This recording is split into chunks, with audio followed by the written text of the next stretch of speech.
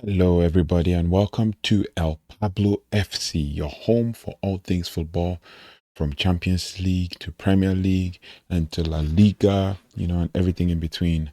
And today, we're basically going to do the match week 9 La Liga preview for the games, the all important games that are coming up as the table shapes up and the title contenders are defining themselves and relegation furthers are consistently continuing where they stopped from last week. And it's been a long 2 weeks or three or so of international break.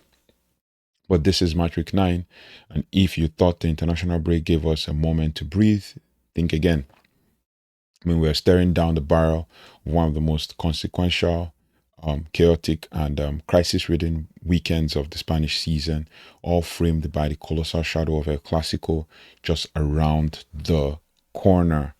Now, this is not just another slate of fixtures. This is a high-stakes operational risk assessment of two biggest clubs in Spain, both synonymously facing devastating injury crisis.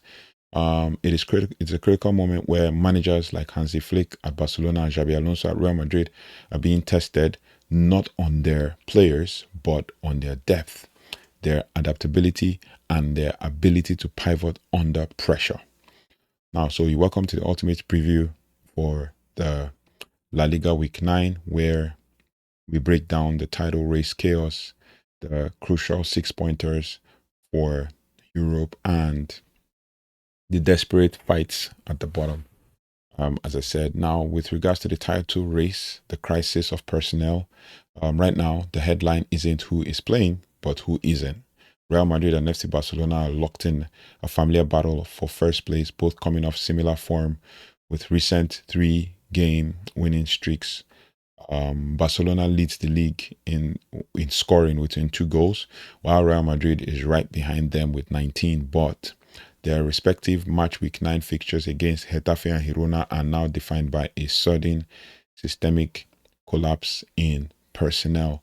Now, let's start with Barcelona. Manager Hansi Flick is currently living through an absolute emergency in the attacking unit. The team that leads the league in goals is suddenly having to reinvent itself overnight. The biggest loss, of course, is star striker Robert Lewandowski, sidelined for 4 to 6 weeks with a hamstring tear. Lewandowski is the team's pivot, their central goal threat, and their primary finisher. But the damage doesn't stop there.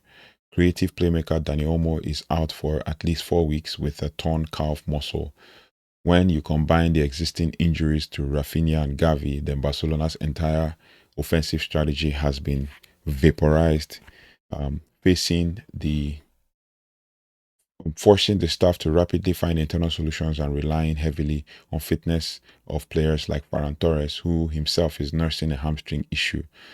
So they're full of a lot of injuries as we speak. For the Catalan derby, against Girona this weekend, Barcelona must rapidly transition from a system built around a superstar number 9 to one built on midfield invention. The entire burden of creating goals now shifts solely onto the shoulders of orchestrators like Pedri and Frankie de Jong, and this is a test of culture, not just capacity.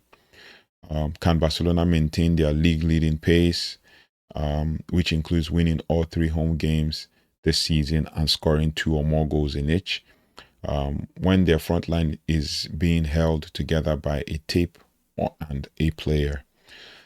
This is something we need to think about. Also, they'll be reliant on Marcus Rashford to deliver as well if he is fully fit, because obviously he didn't have any injuries during the international break. Meanwhile, less than 24 hours later in this weekend, Real Madrid faces its own internal crisis, and theirs is purely structural. The defense, began. The defense has been gutted, basically. Xabi Alonso's squad is facing Getafe while missing nearly the entire back line or the entire first choice defensive line. Denhausen is out with muscle injuries, muscle issues. Star fullbacks Danny Carvajal and Trent Alexander-Arnold are both out, with Carvajal recovering from a thigh strain, Antonio Rüdiger and Mendy also still missing. So this desperate situation forces major tactical compromise. Central midfielder Federico Valverde, one of the best players in the world in his natural position, must be deployed at right back.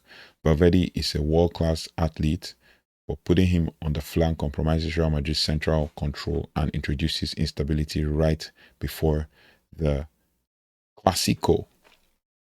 Now, Alonso's decision here is a calculated risk. Sacrifice a little defensive solidity against Getafe to ensure his specialist fullback might be healthy enough to face Barcelona next week.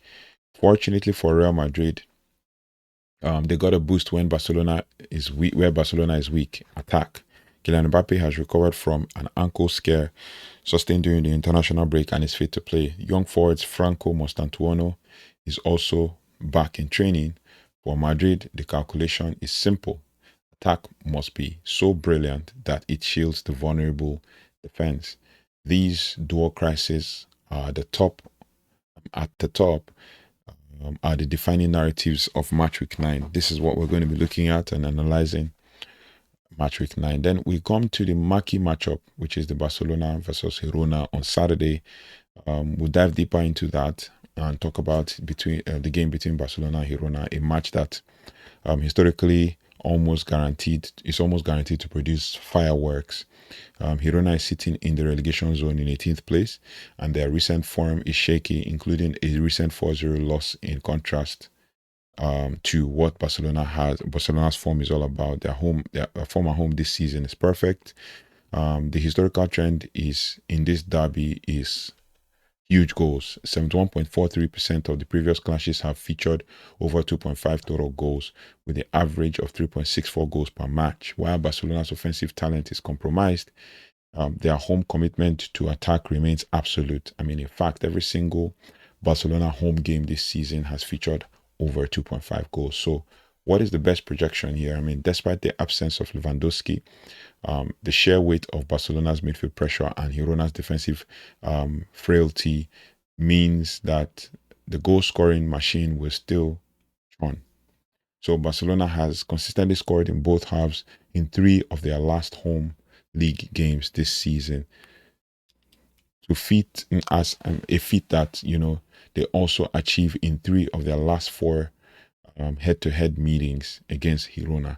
Now, the prediction for this is a high confidence projection that Barcelona will score in both halves, but the midfield engine as well, powered by De Jong and Pedri, is simply too strong to shut down for 90 minutes against this opposition. What's my prediction for this one? Comfortable 2-0 win for Barcelona. And we'll move on to the next one. There's a European crucible that is 2 massive 6-pointers. Moving down the table, the race for the Champions League spots features 2 clashes that will significantly reorder the standings. The first match is the one between Villarreal and Real Betis, which happens on Saturday. This is the ultimate 6-point swing match.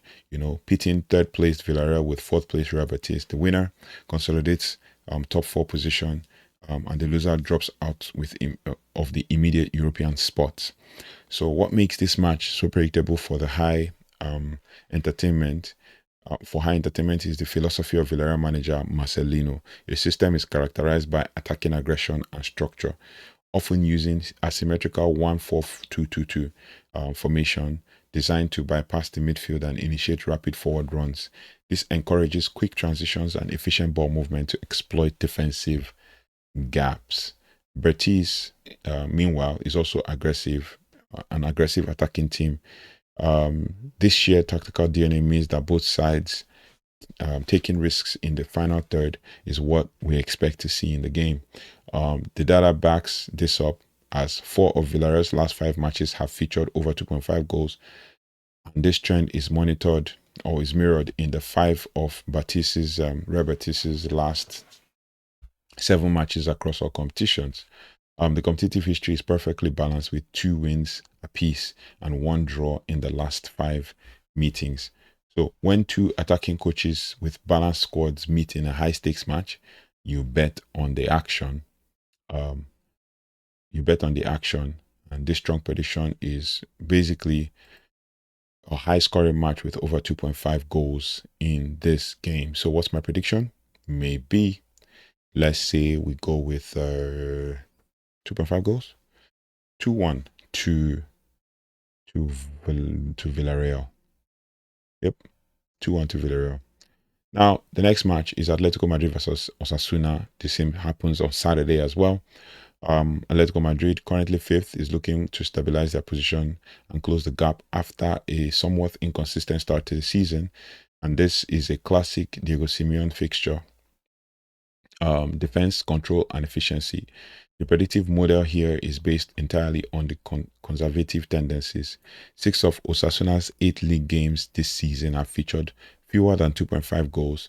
Atletico Madrid, Atletico Madrid's matches similar, with 5 of their last 8 games falling under low scoring thresholds. So even their head-to-head history is defined by tightness, with 4 of their last 6 failing to reach 3 goals. Atletico's superior quality and home advantage mean that they are expected to win, but Simeone's preference is always to secure, always for a secure low margin victory that guarantees 3 points while minimizing defensive exposure. Now, the high confidence prediction is a parlay. Basically, Atletico Madrid could win with a 1-0 win. That is my prediction for this one. The highest, then we have the high risk derby between Getafe and Real Madrid, which happens on Sunday. Real Madrid's match against local rivals Getafe is fraught with danger, defined by the white noise of defensive crisis, which has happened basically with Real Madrid as it has hit them.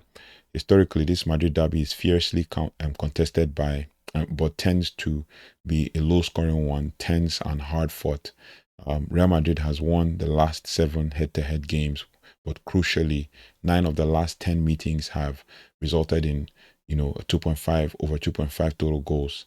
Getafe are rarely in scoring positions, as they rarely score against Real Madrid, failing to find the net in 6 of the last 7 meetings. So this season, Getafe is defensively rigid, with 7 of their last 8 home matches featuring under 2.5 goals. So they've pretty much been very defensively solid.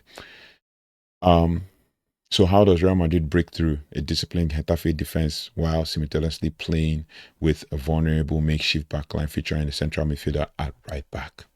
That's the question here. Now, the answer inevitably is individual genius. The timely return of Kylian Mbappé is absolutely critical, and Mbappé's form is electric, contributing a goal or an assist in 12 of his last 13 club and international games. His capacity to break down a low block is precisely what is needed to compensate for Madrid's lack of defensive structure. Now, the primary prediction in this one is that Madrid must rely on their forward line to secure this win. Definitely, we're projecting that Mbappé scores or assists. So, as is with the culture, he has been doing last couple of games. If for some reason Mbappé were unable to start, then conservative historical trend takes over, suggesting an alternative prediction of no goals for both teams, meaning that the match ends in a goalless draw because of Getafe's rigid defense with one or more teams scoring. So basically, I'm thinking that this game will end in a 2-0 win for Real Madrid, with Vini and Mbappé getting the goals if Mbappé starts. But if Mbappé doesn't start, then there's also other ways which goals can come, with Rodrigo and Vini also being able to score. We have the relegation zone flashpoint. The stakes are the highest here, the very bottom, where desperation drives conservatism. Celta Vigo faces Real Sociedad on Sunday, and this fixture is a vital relegation 6-pointer, pitting 16th placed Celta Vigo against 19th placed Real Sociedad. Celta Vigo is in a deep crisis under manager Rafa Benitez, stemming from a league-long 8-match winless streak. Now, their offensive production is dreadful, scoring only 7 goals all season. Critiques point to Benitez's rigid, often conservative tactics and poor substitutions. Now, the data here is screaming low-scoring affair. Only one of Celta Vigo's 8 league games this season has featured over 2.5 goals, and all 5 matches played at their home stadium have fallen under, the figure. 7 of the last 9 meetings between these two sides have also failed to reach 2.5 goals. So, when immense pressure meets conservatism, tactical predisposition, and the outcome of the game, this could be clear as a high confidence prediction. But the truth is, what's my predicted scoreline for this game? With Rafa Benitez playing the way he's playing, maybe to be a 1-1 draw, and Celta Vigo continues their winless streak.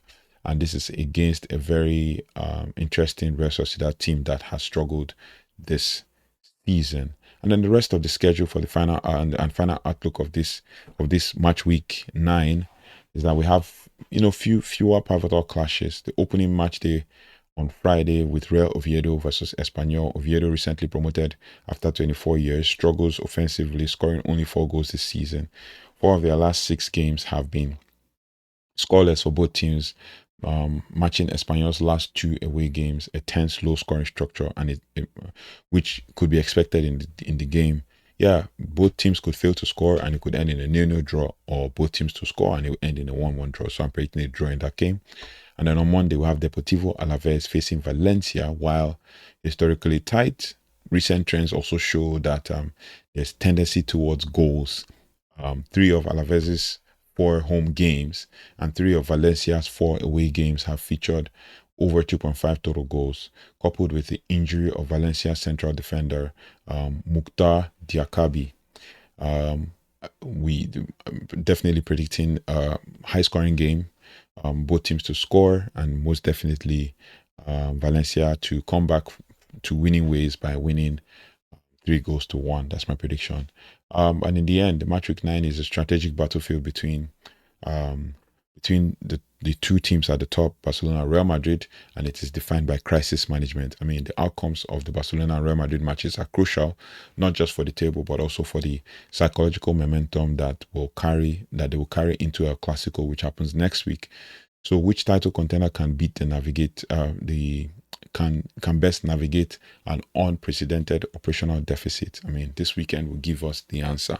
So we'll keep an eye out for how the games pan out, especially for Friday's games and then Saturday's game, and then we'll probably do a match review for those few games, and then move on to Sunday's games, and then at the end of the day we'll give you a full review, and then also give you what we learned, 5 things we learned. So let me know your thoughts and feelings in the comment section. Who do you think is going to come top by the end of the week? Who's going to be top of the league?